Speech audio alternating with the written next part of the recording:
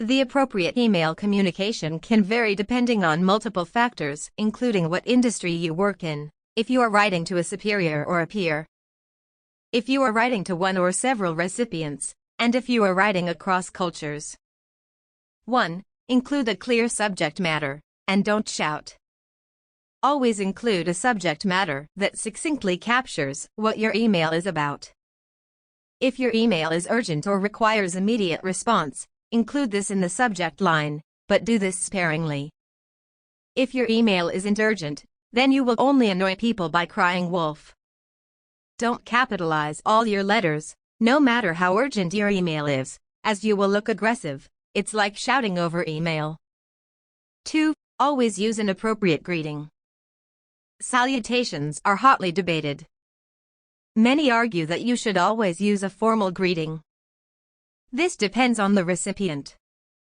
If you are writing to a close colleague or your team, an informal hi will likely be sufficient. If you are writing in a chain of emails where the context has already been established in a prior email or even by phone, then it's fine to write with no greeting. If you are writing to someone you don't know so well, then always add a formal salutation and an introduction. 3. Only use shorthand if you know your recipients.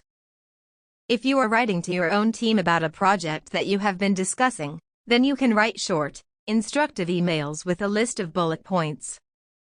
This means they can quickly understand the task, and it's far easier to read on a smartphone. However, sending a note like this to people you don't know can make you appear blunt, rude, and even a bully. If you don't have a pre-existing relationship with the recipient, then you need to build one up first before writing shorthand emails. Equally, don't write emails that are superfluous, as this will just bore the recipient. 4. Be wary of using humor or colloquialism across cultures. Be aware that funny sayings or colloquialisms may be completely misconstrued by your colleagues in overseas offices. At worst, you could insult them. At best, you can make them feel confused or left out. 5. Consider the purpose of your email. Always state if your email needs an action and by when. Open-ended emails can be confusing. Having an action or even letting the recipient know that no further action is required is helpful. Whatever you do, before you click send, visualize what you want to achieve and modify your language as such. 6. Think before you smile. Emojis have crept into everyday use. With the increase of email and text communication, it's impossible to see facial expressions, so people add smiley faces to soften their emails.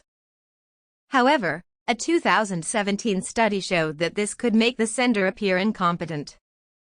It depends on the norm in your organization and sector, but be mindful of when and to who you're sending emojis to.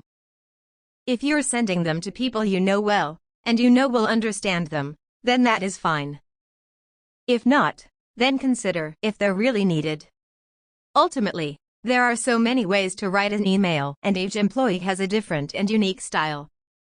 It all boils down to context. Who are your employees writing to? How well do they know the recipient? Do they know them in person or just virtually? How will the email be interpreted? And what are they trying to achieve through the communication?